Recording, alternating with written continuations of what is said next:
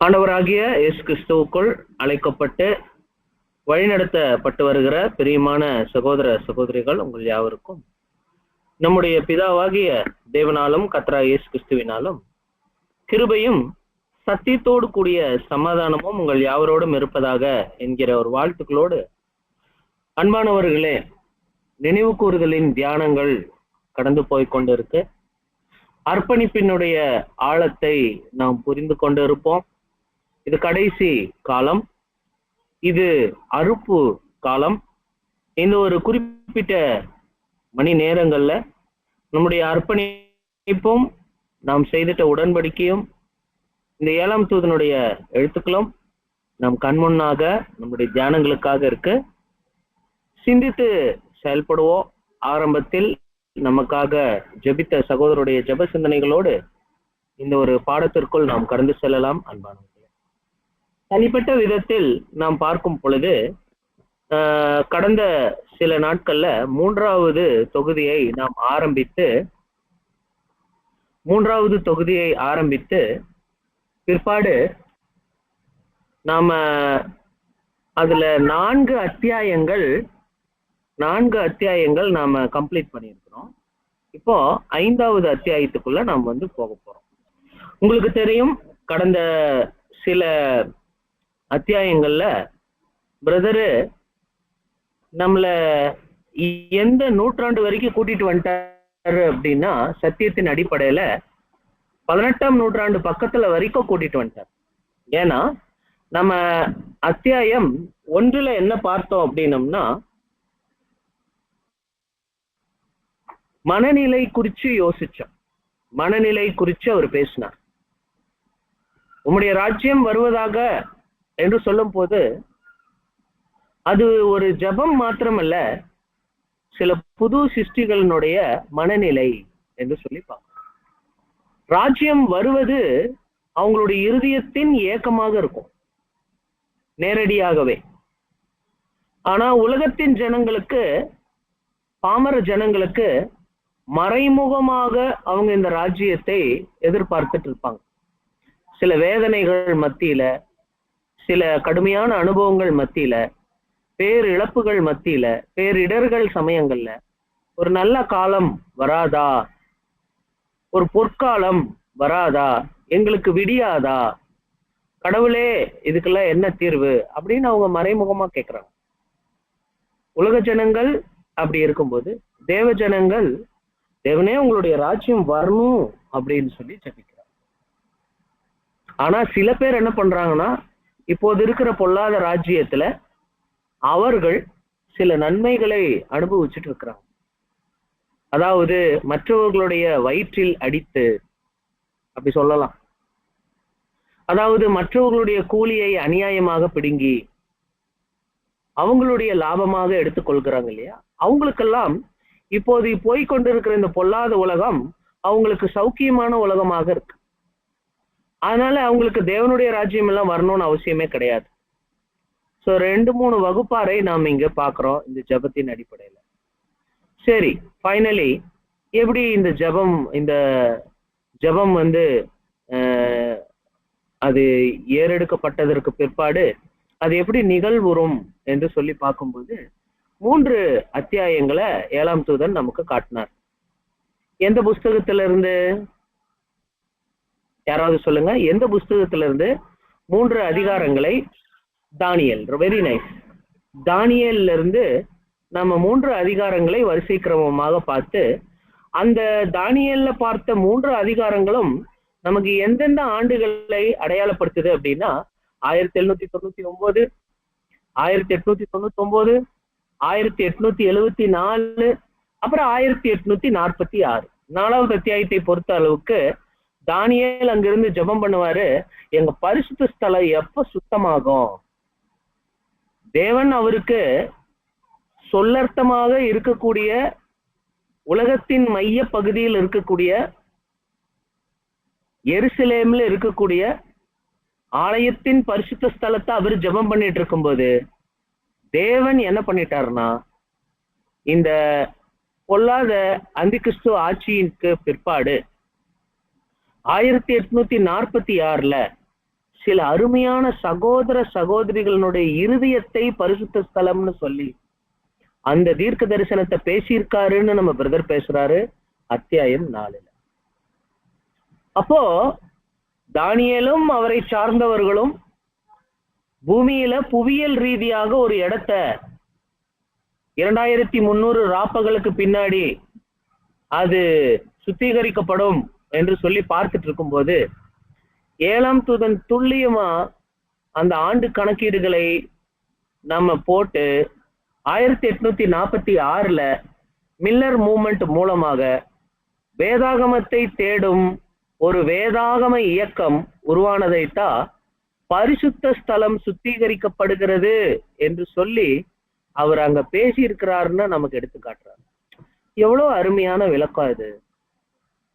இது இன்னும் நாம ஏத்துக்கல அப்படின்னா இன்னும் பூமியில ஏதோ ஒரு மூலையை போய் தேடிட்டு எப்போ எருசலேம் சொஸ்தமாகும், எப்போ எருசலேம் சுத்தமாகும் நம்ம தேடிட்டே இருக்க வேண்டியதுதான்.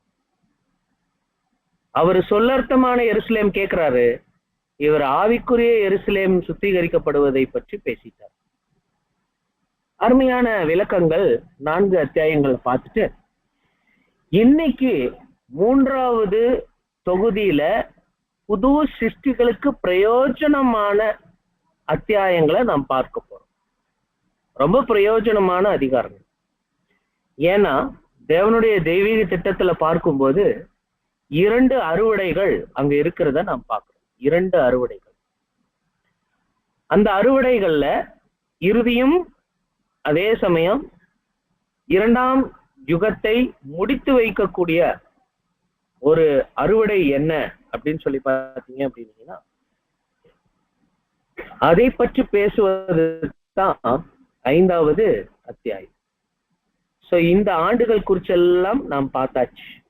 கிட்டத்தட்ட நம்மளை எங்க வரையும் கூட்டிட்டு வந்துட்டாருன்னா 18ஆம் நூற்றாண்டுல 74 வரைக்கும் கூட்டிட்டு வந்துட்டார். இப்போ அன்பானவர்களே, இந்த 1874க்கு பிற்பாடு அறுப்பு முக்கியமாக நடந்து கொண்டிருக்கு அப்படிங்கிற ஒரு தகவலை சொல்றார், ஒரு சத்தியத்தை சொல்றார். அப்போ சகோதர சகோதரிகளே, இந்த அத்தியாயத்தினுடைய தலைப்பு என்ன?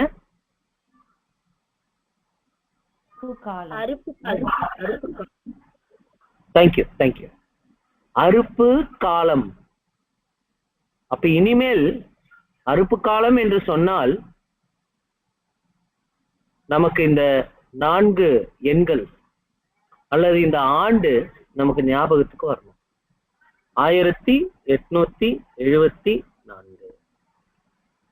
இதை இப்பெல்லாம் ப்ரூஃப் பண்ண வேண்டிய அவசியம் இல்லை. 2nd வால்யூம்லயே இது பல தடவை ப்ரூஃப் பண்ணிட்டார். அதனால நம்ம பார்த்தமே அப்படின்னு பேசுவார். சோ இதுக்கப்புறம் அன்பானவர்களே, ஒரு அத்தியாயங்கள்லையும் ஒரு ஆண்டுகளை நமக்கு சுட்டி காட்டிட்டே வந்தவர், ஒரு முடிவை நமக்கு சொன்னவர். இப்ப 5வது அத்தியாயத்துல என்ன பண்றாருன்னா அநேகம் கருத்துக்களை நம் முன்னாடி வைக்கிறாரு. இந்த அத்தியாயத்துல அறுப்பு காலம் என்று சொன்னால் அது 1874. இந்த 1874ல அறுப்பு காலத்துல என்னென்னலாம் நடக்குது, என்னவெல்லாம் சம்பவித்தது அப்படின்னு சொல்லி பாத்தீங்கன்னா, முதல் யூபிலியினுடைய நிழல் முடிஞ்சு நிஜம் ஆரம்பித்த ஆண்டு இதுதான் அப்படின்னு நமக்கு ஞாபகப்படுத்துறாரு இந்த அத்தியாயத்துல. இதுவே அறுப்பு காலம், இதுவே யூபிலி, நிழல் முடிஞ்சு நிஜம் ஸ்டார்ட் ஆகுற ஆண்டு அப்படிங்கிறார். அல்லது வேறொரு கோணத்துல சொல்லணும்னா, எரேமியா சொல்லிட்ட அந்த நிழலான 70 வருடங்கள் முடிந்து இப்ப புது யூபிலி என்ன இருக்கு அப்படின்னா ஸ்டார்ட் ஆயிருக்கு அப்படின்னு சொல்லிட்டு சொல்றோம். அதுக்கப்புறம் இன்னொரு முக்கியமான கருத்து சொல்றாரு. யூத யுக அறுவடையும் சுவிசேஷ யுக அறுவடையும் கர்த்தர் இயேசுவின் பாத்திர பாகத்தை நமக்கு வெளிப்படுத்துது அப்படின்னு. யூத யுக அறுவடையில அவர் வந்தபோது சபையாகிய தன்னுடைய மணவாட்டியை கல்யாணம் பண்ண வருகிற மணவாளனாகவே வந்தார். ஒரு ராஜாவா வந்தார். அதே சமயம் அவர் அறுவடையாளராக வந்தார். அருமையா தன்னுடைய மணிகளை மாத்திரம் அவர் பிரித்து வைத்தார். இப்போ அதனுடைய எண்ணிக்கை தொடர்ந்து 6 சபைகள்ல ஒரு கணிசமான சில சகோதரர்கள் இவருடைய பின்னடியார்களாக கிடைச்சிருக்கிறாங்க. இப்ப நிறைவு செய்யறதுக்கு துவக்கி வச்ச அவரே தான் நிறைவு செய்யும் போதும் தன்னுடைய மணவாட்டியை ராஜாவாக தன்னுடைய ஆட்சி பொறுப்பை மீண்டும் பெற்றுக்கொள்வதற்கு, அதே சமயம் பிரதான அறுவடையாளராக அவரு எஞ்சி இருக்கிற தன்னுடைய பிள்ளைகளை சேர்க்க வந்திருக்கிறார். எஞ்சி இருக்கிற கோதுமை மணிகளை சேர்க்க 1874 வேலை செய்து கொண்டு இருக்கிறார் அப்படிங்கிறத புஸ்தகத்துல நாம் வாசிக்கிறோம். அதே மாதிரி மற்றொரு கருத்து இங்க சொல்றாரு, அது நமக்கு ஞாபகப்படுத்துற மாதிரி சொல்றாரு. வேதாகம காலக்கணக்கில் பார்த்த மாதிரியும் யூபிலியில நாம் பார்த்த மாதிரியும் ஏதேன் தோட்டத்துல தேவன் அவரை பாவம் செய்வதற்கு முன்பதாக 2 ஆண்டுகள் அவரோடு தொடர்பில் இருந்தார் அப்படின்னு சொல்றாரு. அந்த 2 ஆண்டுகள் குறித்த பதிவுகளை இங்க சொல்றார்.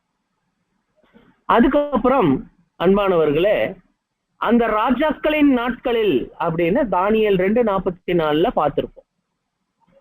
அந்த ராஜாக்களின் நாட்களில் என்றென்றைக்கும் ஆட்சி செய்யக்கூடிய ஒரு ராஜ்யம் உருவாகும் அப்படின்னு நாம் பார்த்தோம் இல்லைங்களா? அதே மாதிரி 1874 பிற்பாடு இந்த புறஜாதி ராஜாக்களினுடைய ஆட்சி காலம் இருந்து கொண்டு இருக்கும் பொழுது இவருடைய ராஜ்யம் இங்க ஸ்டார்ட் ஆயிருச்சு, அறுப்பு காலம் ஸ்டார்ட் ஆயிருச்சு அப்படின்னு சொல்றாரு. இப்போ உங்கள யாராவது சொல்லுங்க, அந்த புறஜாதியார் காலம் மொத்தம் எத்தனை ஆண்டுகள்? மொத்தம் எத்தனை ஆண்டுகள்?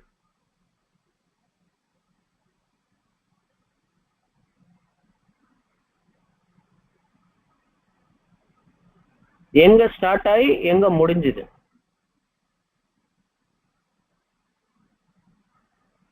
புறஜாதியார் காலம், இஸ்ரேலினுடைய ராஜா விழுந்து புறஜாதி ராஜா ஆரம்பமாயி அது அவங்க ராஜாக்கள் புறஜாதி ராஜாக்கள் ஒன்னொன்னா வந்து அது முடியிற காலம் எப்போ?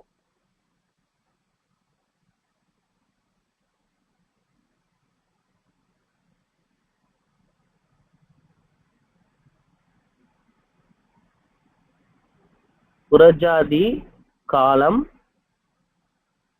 எவ்வளவு ஆண்டுகள்?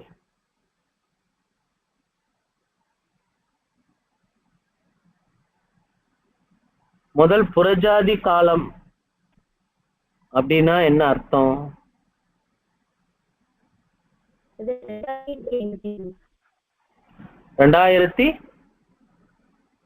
2520 ஆண்டுகள். கரெக்ட். 7 ஏழத்தனையாய் உன்னை தண்டிப்பேன் அப்படின்னு சொன்னாரு. 360 × 7 360 × 7 2520 ஆண்டுகள். 2520 ஆண்டுகள் கிமு 606 போட்டு பார்க்கும்போது அது 1914 வந்து முடியும். பாருங்க, அது முடியறது வந்து 1914 தான். அது முடியறதுக்கு சற்று முன்பதாகவே 1874 தன்னுடைய ஆபீஸ் ரெடி பண்ண ஆரம்பிச்சிட்டாரு. இந்த பாயிண்டே இங்க சொல்றார்.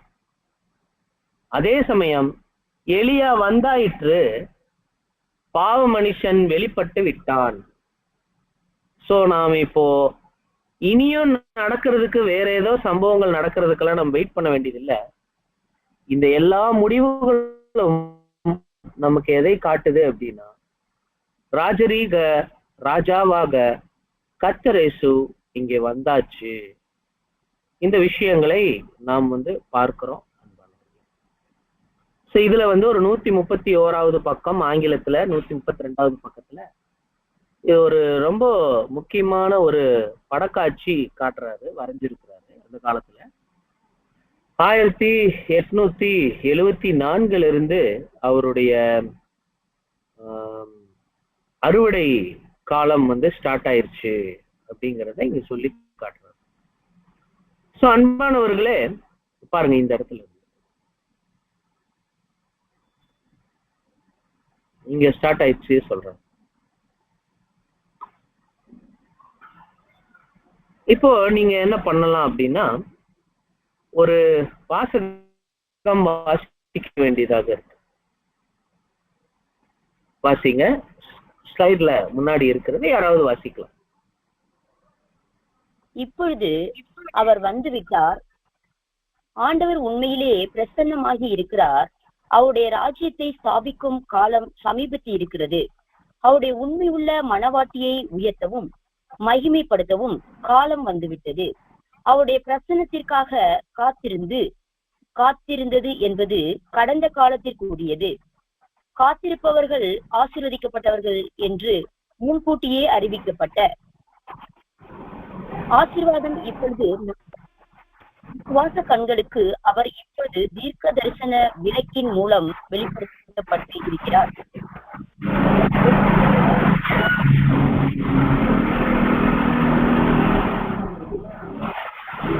முடிவில் கலைகள்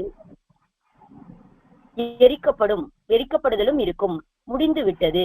பாத்திரவான்கள் என்று எண்ணப்பட்டவர்கள் அனைவரும் அவரை போன்று ஆக்கப்பட்டு அவர் இருக்கிற வண்ணமாகவே முகமுகமாய் அவரை தரிசிப்பார்கள். அப்போது விசுவாசத்தினால் வரும் மகிழ்ச்சியும் நம்முடைய நம்பிக்கை முற்று பெறும் போது அளவிட முடியாத சந்தோஷத்தை கொடுக்கும். பாத்தீங்களா? சோ இது அவரு ரொம்ப விரும்பி எழுதின வரிகளாக நமக்கு புரியுதுங்க. சோ பாத்திரவான்கள் என்று எண்ணப்பட்டவர்கள் அனைவரும் அவரை போன்று ஆக்கப்பட்டு அவர் இருக்கிற வண்ணமாகவே முகமுகமாய் அவரை தரிசிப்பார்கள். அதே சமயம் பிராக்கெட்ல எழுதுறாரு, அறுப்பின் முடிவில் கலைகள் எரிக்கப்படுதலும் இருக்கும். இந்த ஒரு காலம் தான் எது அப்படின்னா அறுப்பு காலம். இப்போ இன்னும் சில பகுதிகள் இருக்கு, இதை கூட நீங்க வாசிக்க வேண்டியதாக இருக்கு. கொஞ்சம் வாசி. அதை விளக்கும்படியாக சொல்லப்பட்ட ஓமையில் காட்டப்பட்டபடி மத்திய 25:14 முதல் 30 வசனங்கள் ஆண்டவர் திரும்பி வந்தபோது செய்த முதலாவது காரியம் அவருடைய ஊழியக்காரரை கூப்பிட்டு கணக்கு கேட்பதாகும். தங்களுக்கு கொடுக்கப்பட்ட தாழ்வுகளை உத்தமமாய் உபயோகித்தவர்களை கூப்பிட்டு அவர்கள் தம்முடைய சித்தத்தை நிறைவேற்றினார்களா என்று கண்டறிந்தார். இந்த ஊமை என்னவெனில்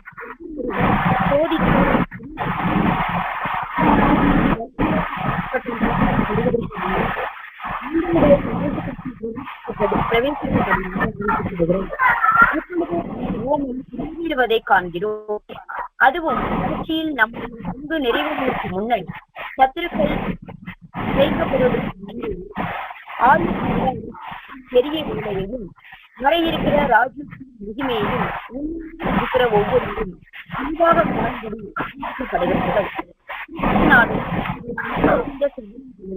முழு மனுக்குலத்திற்கென்றும் வெகு விரைவில் நிறைவேற்றப்பட இருக்கிற பெரிய இளைப்பாறுதலை காணும் போது ஏற்படுகிற ஆண்டவரின்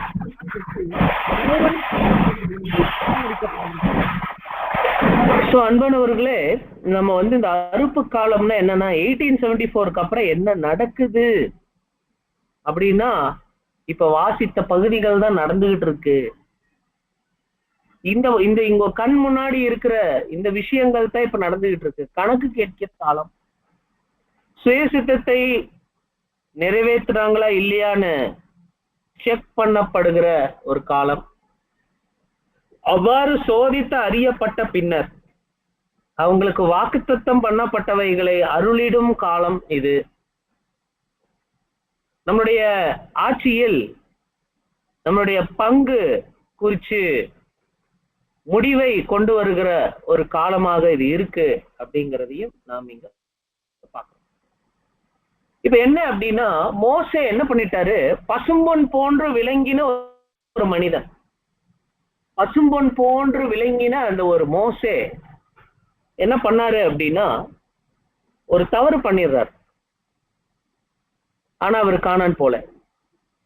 பாருங்க, வாக்கு வாங்கி இருக்கிறாரு, ஆனா கானான் போல. அவரை குறிச்சு ஒரு பார்வை என்ன அப்படின்னா, நம்ம எவ்வளவுதான் உத்தமமா இருந்தாலும் நோக்கத்துல சில சமயம் நம்ம கிட்ட குறைபாடுகள் இருக்குதுன்னா, சிந்தனையில நம்ம ஒரு ஊழியம் செய்யறோம் அல்லது ஊழியம் செய்யாம இருக்கிறோம், ஒரு இடத்துக்கு போகிறோம் அல்லது போகாம இருக்கிறோம், ஏதோ ஒண்ணு செய்யறோம், அதுல நோக்கத்துல சில குறைபாடுகள் இருக்குது. நாம் என்ன நோக்கத்துல அதை பண்ணாம விட்டோம், என்ன நோக்கத்துல அதை செய்து விட்டோம் அப்படிங்கிறத தேவன் பார்ப்பாரு. ஒருவேளை அதுல ஏதாவது குறைபாடுகள் இருக்குமே ஆனால், அது பலமுறை நமக்கு போதிக்கப்பட்டும் நாம மீறி நடக்கிறோம் அப்படின்னம்னா நமக்கு கூட ராஜ்ய வாய்ப்பு கிடையாது. இது காட்டு ஒரு கோணத்துல. பட் இந்த 3rd வால்யூம்ல இன்னொரு கோணத்துல என்ன இருக்குது அப்படின்னா, அந்த அருமையான மோசே சபையை அடையாளப்படுத்துறாரு. இந்த இடத்துல நல்ல மோசேவை நீங்க பார்க்கணும். தேவனுக்காக உழைத்த ஒரு மோசே. அவருடைய வேலையே என்னன்னா தேவனுக்காக வேலை செய்வது. அந்த மோசே என்ன பண்ணாரு அப்படின்னா, நீபோ அப்படிங்கிற ஒரு மலை, நேபோ அப்படிங்கிற மலை, அந்த மலையில ஒரு கொடுமுடி இருக்கு, ஒரு உச்சி, கிரஸ்ட்ன்னு சொல்லுவாங்க. அந்த உச்சியில போய் அப்படி ஏறி நின்னீங்கன்னா ஒரு ஏரியல் வியூ கிடைக்கும், ஒரு அல்டிமேட் வியூ கிடைக்கும். உதாரணத்துக்கு உங்களுக்கு நெட்ல காட்டணும்னா இந்த மாதிரி Moses in the mountain Nebo, Pisgah. Brothers, உங்களுக்கு தெரியுதா பிக்சர்?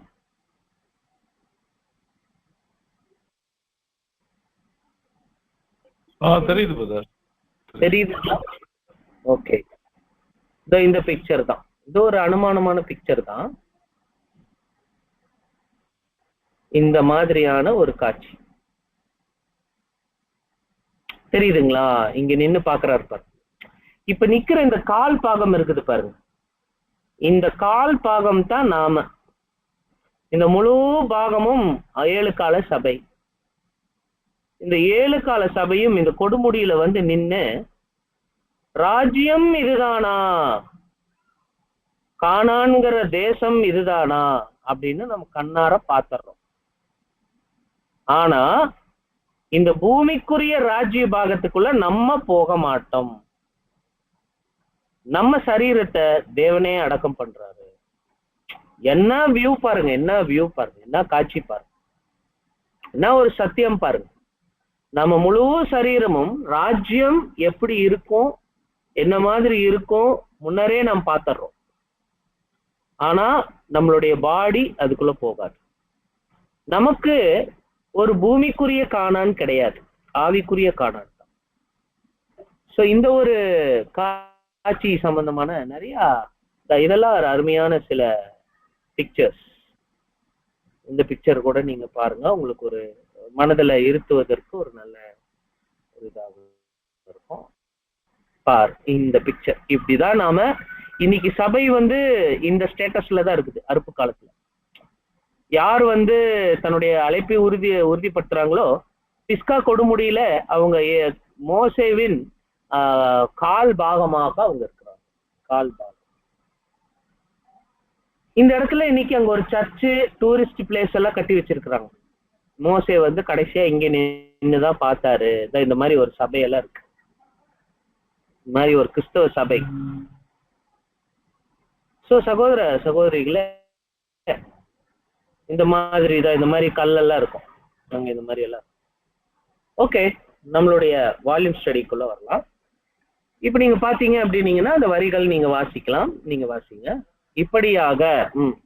இப்படியாக பிஸ்காவின் கொடுமுடியில், அதாவது மலையின் உச்சியில் நின்று பார்ப்பது போன்று நமக்கு முன்பாக இருக்கிற நன்மையை பார்க்கும்போது சொல்லி முடியாத சந்தோஷத்தினால் நம்முடைய இருதயங்கள் ஆண்டவருடைய பெரிய திட்டங்களினால் களி கூறுகிறது. சபையானது அவருடைய உபத்திரவம் வனாந்திரத்தில் உள்ளது என்று நாம் உணர்ந்தாலும், மேலும் அவளுடைய முழுமையாக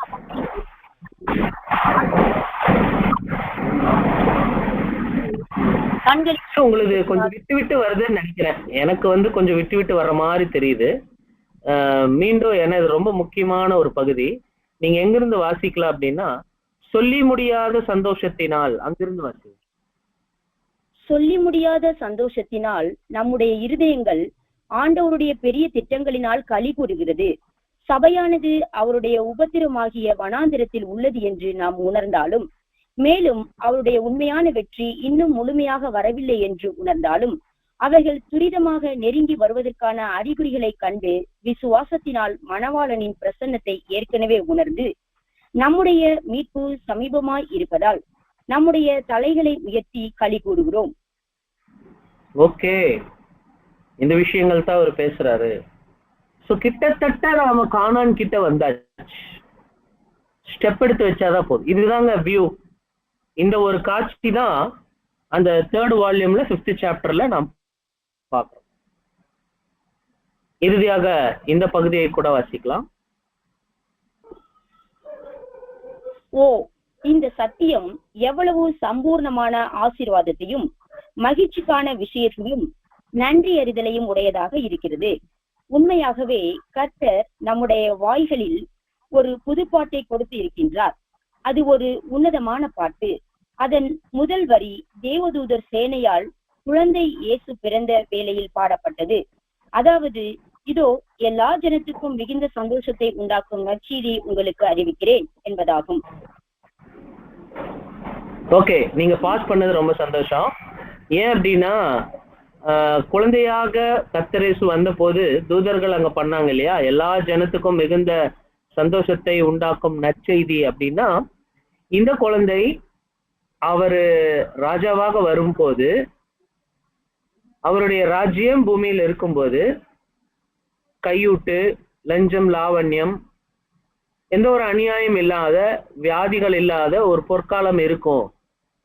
அந்த நற்செய்தியை உங்களுக்கு அறிவிக்கிறேன் அப்படின்னு தான் அவங்கள சொன்னாங்க. அன்னைக்கு சொன்ன கிபி ஆரம்பத்துல சொன்ன அந்த ஒரு விஷயம் கிபி 1874க்கு பின்னாடிதான் நடக்க போகுது அப்படிங்கிறத இந்த இடத்துல எடுத்து வைக்கிறார். அருமையா நம்ம பொருத்திக்க உங்களுக்கு முடியும். ஏன்னா நம்ம அந்த அளவுக்கு சத்தியம் தெரிஞ்சு வச்சிருக்கோம். அதனால பொருத்திக்க முடியும் நம்ம நினைக்கிறோம். சோ கர்த்தர் இயேசு குழந்தையாக இருந்தபோது சொன்ன விஷயம், அவர் ராஜாவாக வரும்போது, 2ஆம் வருகையில அவர் வரும்போது இது பொருந்தி வருகிறது அப்படிங்கிறத நாம நினைச்சு பார்க்கணும். தெரிஞ்ச விஷயம் தான். அடுத்து தொடர்ச்சியாக பண்ணுங்க. ரட்சிப்பின் வேலையை இளைப்பாறுதலை நிறைவேற்ற அவர் வரும்போது, அது மகிமையிலே நிறைவடையும் போது, இந்த பாட்டின் இனிய கீதம் பரலோகத்தையும் பூமியையும் நிறைய பண்ணுவதற்காக தேவனுக்கு ஸ்தோத்திரம். அருமையா விஷயங்கள் சொல்றார். இப்போ அன்பானவர்களே, நாம அறுப்பு காலம் பார்த்துட்டோம். அறுப்புல என்ன வேலை நடக்குது? காலம்னா புரிஞ்சு போச்சு. 1874 என்னென்னலாம் அங்க இருக்கு? யூபிலி முடிஞ்சு போச்சு. அந்த ராஜாக்களின் நாட்களில் சொன்னது இதுதான். அதே சமயம் பிஸ்காவின் கொடுமுடியில மோசே நிக்கிறாரு. இதுதாங்க அறுப்பு காலம் அப்படின்னு சொல்றாரு. ஆனா இங்க சபைக்குள்ள ஒரு வேலை நடக்குது. அந்த வேலை என்ன? குறிப்பா சொல்லணும் அப்படின்னா, இந்த 3வது தொகுதியிலேயே லாங்கஸ்ட் சாப்டர் இதுதான். ஒருவேளை புது சிருஷ்டிகள் தங்களுடைய அர்ப்பணிப்பு வாழ்க்கையில கர்த்தர் இயேசுவின் இந்த அறுப்பு வேலை என்ன அப்படிங்கறத புரிஞ்சு வச்சிருக்கு. 2 ஸ்டேட்மெண்ட் நாம முக்கியமா பார்க்கலாம். ஒண்ணு, அன்பானவர்களே, இந்த அறுப்பு என்கிற அந்த ஒரு சொல், அதை குறித்து நம்ம பின்னாடி வருவோம். அதுக்கு முன்னாடி ஒரு 2 ஸ்டேட்மெண்ட் நம்ம பார்க்கலாம். அறுப்பின் வேலை அப்படிங்கிறது சொல்லர்த்தமாகவும் இருக்கு, அடையாள பாஷையாகவும் இருக்கு. சொல்லர்த்தம்னா விளைச்சலுக்கு பிற்பாடு, களைகளை எல்லாம் எடுத்ததற்கு பிற்பாடு நாம் என்ன செய்வோம் அப்படின்னம்னா, களைகளை எல்லாம் ஒரு கட்டா கட்டி வச்சிருவோம், கோதுமைகளை மட்டும் தனியா சேர்த்து வைப்போம். ரொம்ப குறிப்பா கவனிக்க வேண்டிய இன்னொரு முக்கியமான விஷயம் என்னன்னா, இங்க நம்ம விதைக்கிற வேலை இப்ப நம்ம செய்ய போறது கிடையாது. விதைக்கிற வேலை செய்ய போறது கிடையாது, அறுக்கிற வேலையைத்தான் நம்ம செய்ய போறோம். அதனாலதான் நம்ம ஹார்வெஸ்ட் அப்படின்னு சொல்றோம்னா, நாம் போய் கிளாஸ் எடுக்கிறது விதைக்கிற வேலைன்னு நாம் பாக்குறத விட, நாம் போய் கிளாஸ் எடுத்ததுக்கு அப்புறம் யாரெல்லாம் தன்னை கோதுமை மணின்னு காட்டுறாங்க அப்படிங்கிறது தான் பேசிக் சப்ஜெக்ட்ல நம்ம கவனிக்க வேண்டிய விஷயம். அதே சமயம் அறுக்கப்பட்டதற்கு பிற்பாடு அவங்களுக்கு அநேக பரீட்சைகள், அதே சமயம் வந்து அவர் ஒரு வேலை சில ஊழியங்கள் பண்ணிட்டாரு, ஆனா முழு கோதுமை மணியாக அவர் உருவாகல அப்படின்னா சில செட்டில்மெண்ட் எல்லாம் அவங்களுக்கு கொடுக்க வேண்டியது இருக்கும். அதை கொடுத்து அவங்களுடைய கணக்குகள் நிறைவாயிரும். சில பேருக்கு கனத்தையும் மகிமையும் அழியாமையும் கொடுக்க வேண்டியதாக இருக்கும். இதெல்லாம் இந்த அறுப்பு வேலையில பேசுறது. ரொம்ப குறிப்பா சுவிசேஷ யுக அறுவடையினுடைய முக்கியமான பணி என்ன அப்படின்னா, நோட் பண்ணிக்கலாம், தெரிந்து கொள்ளப்பட்டவர்களை கூட்டி சேர்ப்பது, பரிசுத்தவான்களை கூட்டி சேர்ப்பது. சங்கீதம் 50:5. அதுதான் அறுப்பினுடைய வேலை என்று சொல்றார். அறுப்பினுடைய வேலை.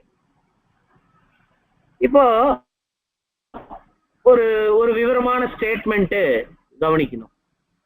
உங்க கண் முன்னாடி தெரிகிற பேராகிராஃப்ல ஃபர்ஸ்ட் சென்டென்ஸ் மட்டும் படிங்க. ஃபர்ஸ்ட் சென்டென்ஸ் மட்டும்.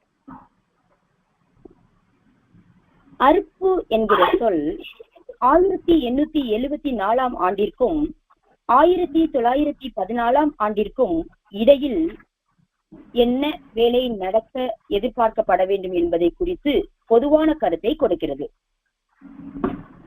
பாரு, அறுப்பு என்கிற சொல் ஹார்வெஸ்ட்னா 1874 இருந்து 1914 வரைக்கும்.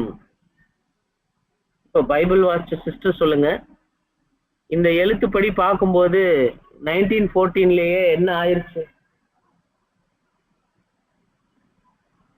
என்ன முடிஞ்சிருச்சு அறுவடை. பாருங்க, ஹார்வெஸ்ட்ங்கிறது 1874 இருந்து எது வரைக்கும் தான்? 1914 வரைக்கும் அப்படின்னு தான் நினைச்சிட்டு இருந்தாங்க இதெல்லாம் எழுதும் போது. நம்ம செகண்ட் வால்யூம்லயே நம்ம பார்த்துட்டோம் அதனுடைய விவரங்கள். அவர் சொன்ன 1914 அப்படிப்பட்ட எந்த ஒரு மாற்றமும் நடக்கல. அதனாலதான் பிராக்கெட்ல ஆசிரியரின் முன்னுரை படிங் சிஸ்டர், பக்கம் ஆசிரியரின் முன்னுரையை பார்க்கவும். ஆசிரியரின் முன்னுரை பக்கம் 2 பார்க்கவும். அங்க என்ன எழுதியிருப்பாங்கன்னா பாருங்க, நாங்க 1914 அப்படின்னு சொன்ன வருஷம்தான் தப்பே ஒழிய அவர் திரும்பி வந்து அறுவடையை முடிக்க போறாருன்னு சொன்ன கருத்து நிஜங்கான்னு பேசியிருப்பாங்க. அங்க நீங்க வேணா செக் பண்ணி பாருங்க.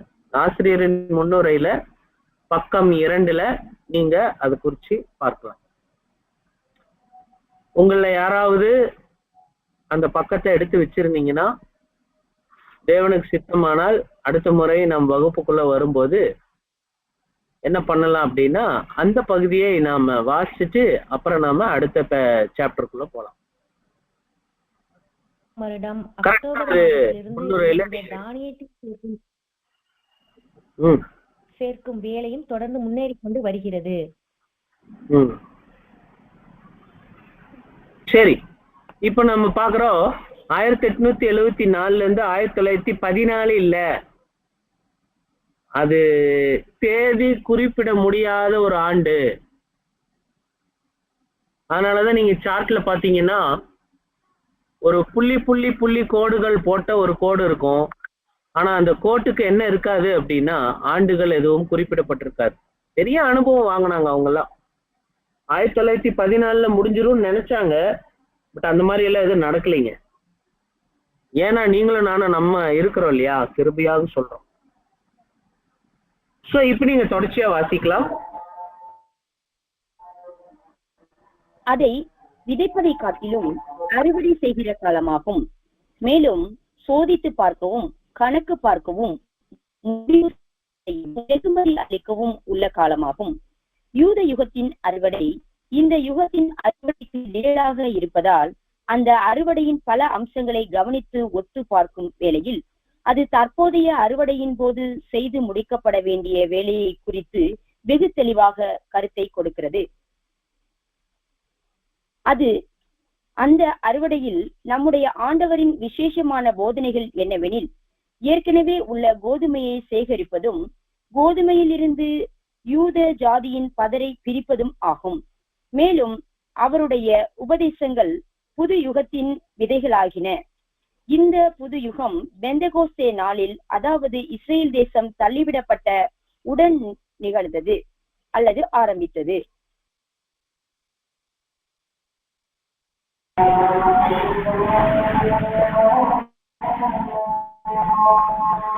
அன்பானவர்களே, அப்ப நாம் கவனிக்கிறோம், விதைப்பதை காட்டிலும் அறுவடை செய்கிற காலம் இது. சோதித்து பார்க்கிறது கோதுமைய, அல்லது பொன்னாக விளங்குறாங்களான்னு சோதித்து பார்க்கிறது, கணக்கு பார்க்கிறது, ஓகே அப்படின்னு சொல்லிட்டு முடிவு செய்வது, அவங்களுக்கு வெகுமதி அளிப்பது, இது மாதிரி வேலையெல்லாம் இப்ப நடந்துகிட்டு இருக்கு. நாம இதுல கணக்கு பார்க்கும்போது நம்மளுடைய கணக்குகள் எப்படி இருக்கும், சோதித்து பார்க்கும்போது நம்மளுடைய நிலைமைகள் எப்படி இருக்கும், அல்லது வெகுமதி வாங்க போறோமா, அல்லது நம்மளுடைய கூலியை வாங்கிட்டு நம்ம திரும்பி போக போறோமா, இதெல்லாம் யோசிக்க வேண்டிய ஒரு காலம் இது. யுகத்தின் அறுவடைக்கு நிழலாக யூத யுக அறுவடையில பல அம்சங்களை நாம் கவனிச்சு பார்த்தோம்னா நல்லா புரியுங்க அப்படின்னு சொல்றார். இதுக்கப்புறம் அன்பானவர்களே, பதரை பிரிக்கிற மாதிரி இங்க கலைகளை பிரிக்க வேண்டிய ஒரு விஷயம் போயிட்டு இருக்கு அப்படிங்கிற ரொம்ப கவனிக்கணும். இங்க இந்த முக்கியமான வேலைகள் நடந்து கொண்டே இருக்கு. பரிசுத்தவான்களை கூட்டி சேர்த்தல் தான் சுவிசேஷ யுக அறுவடையின் முக்கிய வேலை. கூட்டி சேர்க்கப்பட்டவர்களை சோதித்தல், பலன் கொடுத்தல், கணக்கு பார்த்தல் போய்கிட்டு இருக்கு. இந்த பிரித்து பார்க்கும் வேலை அறுப்பின் வேலை. எங்க பிரிச்சு பார்க்கிறாருன்னா, நிலம், இந்த உலகமாகிய நிலத்தில். இதுக்கு அடுத்து முக்கியமான ஒரு கருத்து சொல்றாரு, கட்டுகள் பறிச்சு பேசுறாரு. இந்த கட்டுகள் குறிச்சு என்ன சொல்றாரு அப்படின்னா, ஞாயிறு பள்ளி தேர் சபைகள்ல நடக்குது இல்லைங்களா, அது வந்து ஒரு பெரிய கட்டு அப்படிங்கிறார். ஏன்னா ஞாயிறு பள்ளியில ஒரு குழந்தை வந்து பேர் சபையாக இருக்கும்போது, பேர் சபை ஞாயிறு பள்ளியில ஒரு குழந்தை இருக்குது அப்படிங்களா, தவறான கருத்துக்களை அவங்க சிறு வயதிலேயே விஷப்பால் போல ஊட்டி கொடுத்துட்றாங்க. நரகம், ஆத்மா அழியாது மற்றும் திருத்துவம், இது போன்ற விஷயங்கள் பள்ளி வகுப்பிலேயே அவங்க வரும்போது, அவங்க பெருசாகும் போது அவங்க என்னவாகவே உருவாயிடுறாங்கன்னா கலை வகுப்பாராகவே அந்த குழந்தைகள். இவங்க சின்ன வயசுல இருந்தே இப்படி ரெடி ஆகிறதுக்கு காரணம் என்னன்னா அந்த ஞாயிறு பள்ளிகள் தான். அப்ப இது குறிச்சு அவர் என்ன சொல்றாரு அப்படின்னா, இது வந்து ரொம்ப கவனிக்க வேண்டிய ஒரு விஷயம் அப்படிங்கிற, ரொம்ப ஒரு அநியாயமான ஒரு சம்பவம். அதனாலதான் தேவன் என்ன பண்றாருன்னா, சில நல்ல இருதயம் உள்ள குழந்தைகள் இன்னும் பாபிலோன்ல இருக்கிறாங்க, ஆனா அவங்க தப்பா போதிக்கப்பட்டிருக்காங்க, அவங்கள நாம பெருக்கி எடுக்கிறதுக்கு தான், அவங்களை நாம் பிரித்தெடுக்கிறதுக்கு தான் நாம் அறுப்பு வேலை செய்யறோம். பாத்தீங்களா? அதுக்கப்புறம் நிறைய சங்கங்கள்ல இதுதான் என்னுடைய கருத்தியல், இதுதான் என்னுடைய கருத்தியல்னு சொல்லிட்டு அந்த சங்கங்கள் மூலமாக வஞ்சிக்கப்பட்டு அந்த மனித கோட்பாடுகள்ல ஈர்க்கப்பட்டு போயிருப்பாங்க. அவங்களுக்கு இதுதான்ப்பா தேவராஜ்யம், இதுதான் தேவ சத்தியம் அப்படின்னு நம்ம சொல்லணும். அதுக்கப்புறம் நிறைய கட்சிகளுடைய மன்றங்கள் இருக்கும். இந்த கே அந்த கே அப்படி கே இப்படி கே அப்படின்ட்டு நிறைய இந்த கட்சிகள்ல இருக்கிற மன்றங்கள்ல இருக்கிறவங்களுக்கு தெளிவான சத்தியம் என்னன்னு ஒரு முறை நாம் சொல்லணும். அதுக்கப்புறம் இன்னொரு வகுப்பார் இருக்கிறாங்க. வேதாகமத்தில் சொல்லப்பட்டிருக்கிற அந்த வாக்கு தத்தங்கள் எல்லாமே நிபந்தனைகளுக்கு உட்பட்டது, நிபந்தனைகளுக்கு உட்பட்டது, நிபந்தனைகள் உட்பட்டதுதான். ஆனாலும் கூட அது எந்த வகுப்பா இருக்கு அப்படின்னா உடன்படிக்கை செய்த அர்ப்பணித்த தேவனுடைய பிள்ளைகளுக்கு தான். ஆனா இந்த பேசுற என்ன நினைச்சிட்டு இருப்பாங்க அப்படின்னா வேதாகமத்தில் இருக்கிற எல்லா வாக்குத்தத்தங்களும் எங்களுடையதுதான் எங்களுடையதுதான் அப்படின்னு நினைச்சிட்டு இருப்பாங்க. சில சமயங்கள்ல அது வாக்குத்தத்தமாவே இருக்காது. ஆனா அந்த வாக்குத்தத்தத்தை அது சாபமாக இருக்கிற ஒரு அடையாள பாஷை வாக்குத்தத்தமா இருக்கும்.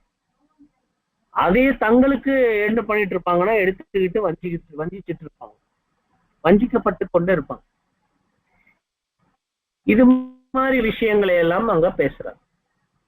அதுக்கப்புறம் அறுப்பு வேலையினுடைய மற்றொரு முக்கியமான வேலை என்ன அப்படின்னா பெயர் சபை அமைப்புகள், இந்த உலக அரசியல் அமைப்புகள் தூக்கி எறியப்படும் வேலை நடந்து கொண்டிருக்கு. அது அஸ்திபாரமற்றது, அது தூக்கி எறியப்பட போகுது அப்படிங்கிற விஷயத்தை இன்னும் கொஞ்ச நாள்ல நாம் பார்ப்போம். அதுக்கப்புறம் ரொம்ப முக்கியமான விஷயம் என்ன அப்படின்னா உண்மை கோதுமை நன்கு புடமிடப்படும், சூளைகளில் அவங்க புடமிடப்படுவாங்க, சத்தியத்தின் வரிகள்ல கற்றுக்கொண்ட சத்தியத்துல அவங்க புடமிடப்படுவாங்க.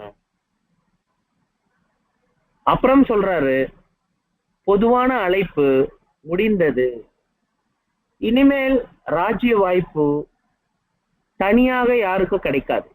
தவற விட்டவங்களுடைய கிரீட வாய்ப்புகள் தான் இன்னும் இருக்கு, கதவு இன்னும் அடைபடல அப்படிங்கிறது.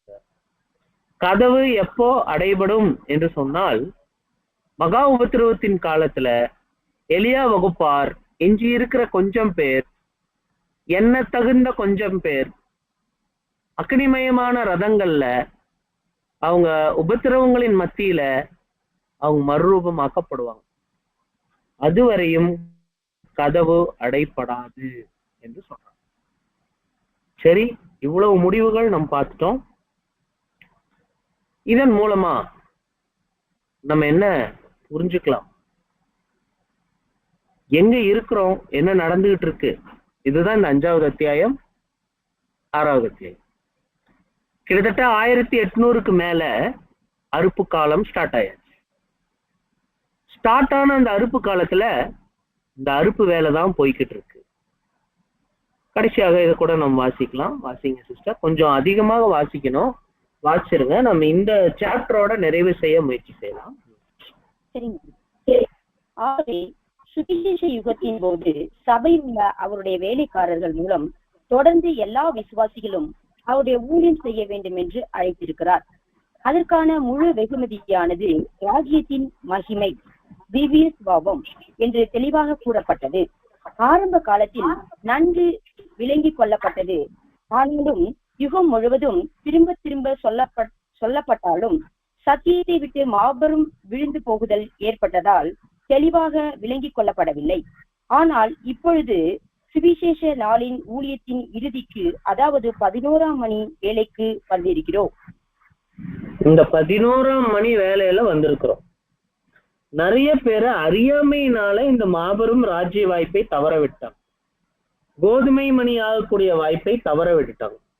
இப்ப இந்த 11ஆம் மணி வேலையில தெரியலன்னு தானே சொன்னேன், இப்ப நாங்க அந்த வாய்ப்பை தர்றோம் அப்படிங்கிற சூழ்நிலை இருக்கிறதாக சொல்றாங்க.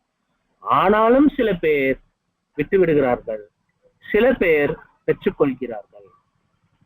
இப்போ இந்த 11ஆம் மணி வேலை அந்த ஓமை குறிச்சு இங்க கொண்டு வராரு, வாசிங்க. இந்த வேலையாட்டும் நேரம் கடந்து சென்று விட்டது, இருந்தாலும் சிலர் ஒருவரும் எங்களுக்கு வேலையிடவில்லை என்கிறார்கள். அழைப்பு முடிந்து விட்டது, வேலை இல்லை, வேலை கிடைத்தாலும் கூலி இல்லை. அழைப்பு வந்து விட்டது, நாளும் வேலை கிட்டத்தட்ட முடிந்து விட்டது, நம்மையின்றி போதுமான உண்டு. ஆனால் நம்மிடம் ஆண்டவர் கூறுவார், என் திராட்சை தோட்டத்திற்கு போங்கள், நாம் ஒன்றும் வாக்கு தர முடியாது. பொதுவான அழைப்பு முடிந்து விட்டது, ஒருவரும் கிரியை செய்யக்கூடாத ராக்காலம் வருகிறது. ஆனால் உள்ளே பிரவேசியுங்கள், உங்களுடைய அழைப்பையும் வைராக்கியத்தையும் காட்டுங்கள், வெகுமதி கொடுப்பதை எனது தயாளத்திற்கு விட்டுவிடுங்கள். நம்ம சைட்ல செய்ய வேண்டியது ஒரே வேலை தான். உங்களுடைய அன்பையும் வைராக்கியத்தையும் காட்டுங்கள். அதற்குரிய வெகுமதி தேவனுடைய தயாள சித்தத்தின்படி நமக்கு கிடைக்கும். அன்பையும் வைராக்கியத்தையும் நாம நிரூபிச்சு காண்பிக்கணும். இன்னும் வாசிக்கலாம். ஆனால் நாம் இதை மட்டும்தான் கூற முடியும். நமக்கு உள்ள ஒரே நம்பிக்கை என்னவெனில், எந்த மனிதனாலும் சரி, ஆண்டவருக்கென எப்பொழுது வேலை செய்தாலும் அவன் கேட்பதற்கும் எதிர்பார்க்கிறதற்குமாக அபரிவிதமாக பெற்றுக்கொள்வான் என்பதில் சந்தேகம். அப்படியானால் சில இடங்கள் சிலர் உண்மையுடன் வேலை செய்ததால் காலியாக இருக்கும். இவர்களுக்கென வைக்கப்பட்டிருந்த பரிசு பொருளான கிரீடங்கள் எடுக்கப்படும். ஏனெனில் இப்படியானவர்கள் தங்களுடைய உண்மை நிமித்தம் நிமித்தம் ஊழியத்திற்கு தகுதி உள்ளவர்கள், பந்தய பொருளுக்கு தகுதியுள்ளவர்கள் என்று நிரூபித்து காட்டுகிறார்கள்.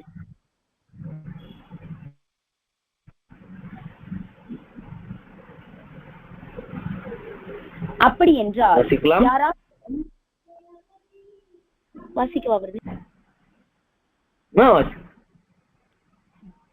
அப்படி என்றால் யாராவது சமீபத்தில் தான் ஆண்டவரை அறியவும் நேசிக்கவும் தொடங்கி இருப்பார்கள் எனில், அவருக்கும் அவருடைய சத்தியத்திற்கும் ஊழியம் செய்ய வேண்டும் என்கிற விருப்பம் உடையவர்களாக இருப்பின், 1881 பொது அழைப்பு முடிந்துவிட்டது என்பதற்காக உங்களுக்கு முன்பாக தியாகத்திற்கும் ஊழியத்திற்கும் தருணம் என்கிற கதவு திறந்து இருக்கும் என்றால் பிரவேசியுங்கள். ஆனால் துரிதமாக பிரவேசியுங்கள், ஏனெனில் இருள் என்கிற போதும் பாருங்க. இங்க கொஞ்சம் நாம ஸ்ட்ரெஸ் பண்ணணும்.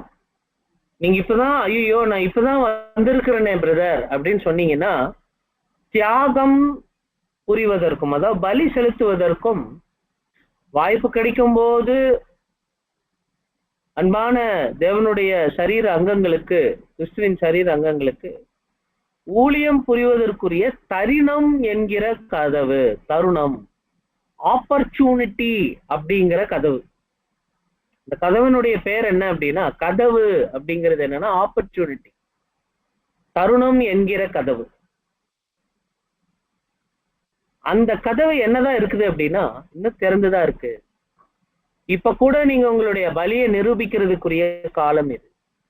எப்பேற்பட்ட இடுக்கமான சூழ்நிலைகள் இருக்கலாம், ஆனா இடுக்கமான சூழ்நிலைகள்ல கொஞ்சமாக இருந்தாலும் அதில் உண்மையாக பலி செலுத்தவும், நாம் அர்ப்பணிப்புல ஊழியங்கள் செய்திடவும் இன்னும் வாய்ப்புகள் உள்ளது. ஆனா சோம்பலாக இதை செய்திட வேண்டாம். சோம்பலா அதை செஞ்சிட்டோம்னா திரள் கூட்ட வகுப்பாரா மாறுவோம். துரிதமாக பிரவேசியுங்கள். பாயிண்ட் புரியுதுங்களா? துரிதமாக பிரவேசியுங்கள். அதாவது கொஞ்சம் தான் கேப், மூட போகுது கதவு அப்படின்னா, நம்ம இந்த லிஃப்ட் ஒரு சரியான நல்ல உதாரணம். லிஃப்ட் அந்த என்ன மின் தூக்கின்னு சொல்லுவாங்க. மின் தூக்கின்னு சொல்றதை விட லிஃப்ட்னு சொன்னா எல்லாரும் ஈஸியா புரிஞ்சுக்குவாங்க. அந்த லிஃப்ட் மூடும் போது டப்புன்னு நம்ம ஓடி போய் கையை காட்டுவோம். அதே மாதிரிதான் அன்பானவர்களே, அந்த தருணம் அப்படிங்கிற ஒரு கதவு மூட போறதுக்கு முன்னாடி நம்ம ஓடி போய் உள்ள நுழைஞ்சிடறோம். இப்ப ஏனெனில் இருள் என்கிற அங்கிருந்து வாசிங்க. ஏனெனில் இருள் என்கிற இரவு சத்தியத்தை எதிர்ப்பது என்பவை சீக்கிரத்திலே நம்மேல் வருகிறபடியால் ஊழியம் செய்ய முடியாதபடி தடை உண்டு பண்ணும் விடியற் காலம் வருகிறது. அதாவது ராக்காலமும் வருகிறது. ஒருவனும் கிரியை செய்யக்கூடாத ராக்காலம் வருகிறது. ஏசாயா 21 வசனம் 12, யோவான் 9 வசனம் 4. அதாவது உண்மையாக இருக்கும் பட்சத்தில் கதவு மூடப்பட்டு விட்டது என்றும் எல்லா புத்தியுள்ள கன்னிகைகளும் உள்ளே பிரவேசித்து இருக்க என்றும் எல்லோரும் நிரூபிக்கப்பட்டு விட்டார்கள் என்றும் எல்லா காலி இடங்களும் திருப்தியாக நிரப்பப்பட்டு விட்டன என்றும் அறிந்து கொள்ளலாம்.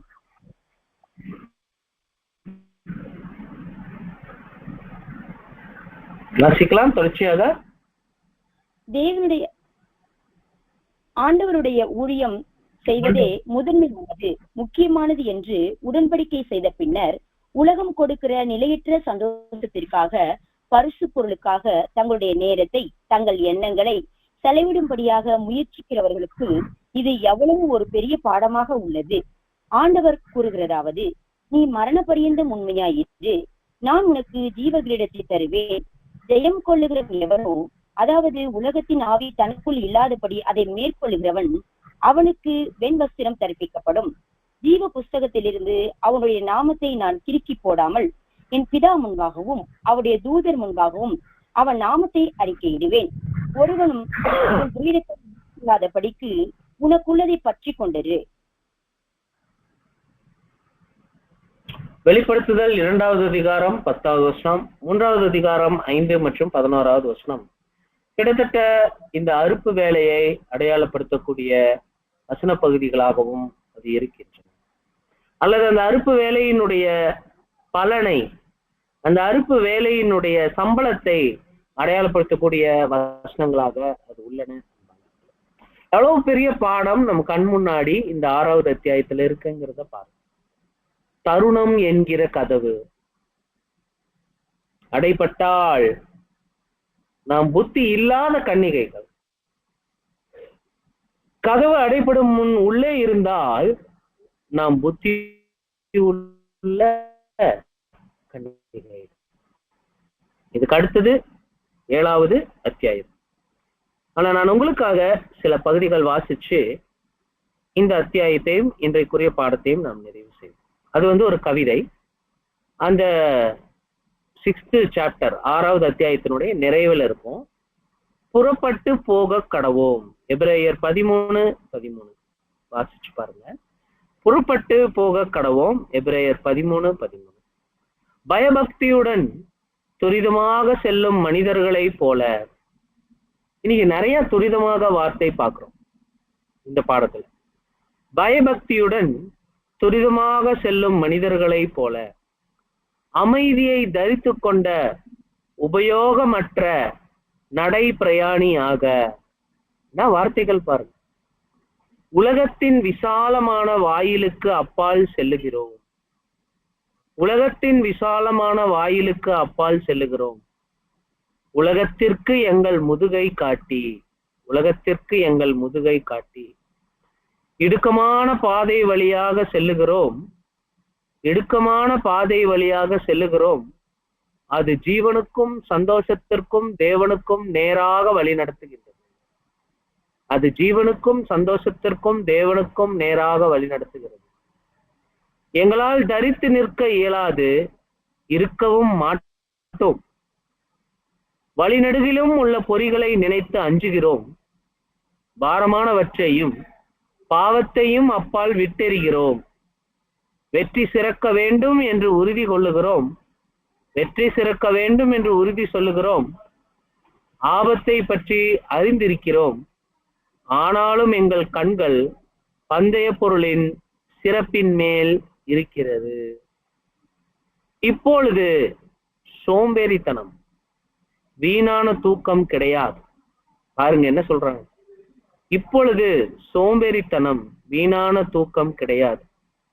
கிறிஸ்தவ உழைப்பில் இருந்து எங்கள் அங்கங்களை காத்து கொள்ள தவிர்க்க முடியாத யுத்தத்தில் இருந்து பின்வாங்க போவதில்லை. விட்டு கொடுக்கும் அல்லது ஓடிவிடும் எண்ணமே கிடையாது. விட்டு கொடுக்கும் அல்லது ஓடிவிடும் எண்ணமே கிடையாது. தற்போதுள்ள நன்மைகளை குறித்தோ சௌகரியத்தின் மேல் நோக்கமும் கிடையாது. எந்த மனிதனையோ சுயத்தையோ திருப்திப்படுத்த முயற்சிக்கவில்லை. எந்த மனிதனையோ சுயத்தையோ திருப்திப்படுத்த முயற்சிக்கவில்லை. நன்மதிப்பு போய்விட்டதே என்று துக்கமும் இல்லை.